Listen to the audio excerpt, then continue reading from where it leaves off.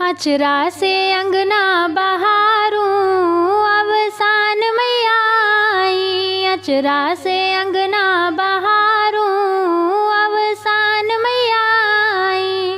गौवा से गैया के गोबरा मगायो, गौवा से गैया के गोबरा मगायो। भोर होत अंगना लिपायो अवसान मैया आई। भोर होत अंगना लिपायो अवसान मैया आई। अचरा से अंगना बहारूं अवसान मैया आई। गंगा जल भरी कलशा धरायो, गंगा जल भरी कलशा धरायो। चौमुख दियना जलायो अवसान मैया आई। चौमुख दियना जलायो अवसान मैया आई। अचरा से अंगना बहारूं अवसान मैया आई। अचरा से अंगना बहारूं अवसान मैया आई। चंदन की चौकी धरवायो, चंदन की चौकी धरवायो।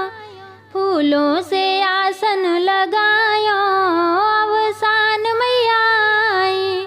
फूलों से आसन लगायो अवसान मैया आई। अचरा से अंगना बहारूं अवसान मैया आई। अचरा से अंगना बहारूं अवसान मैया आई। गुड़ और चना मिठाई मगायो, गुड़ और चना मिठाई मगायो। मैया का भोग लगायो अवसान मैया आई।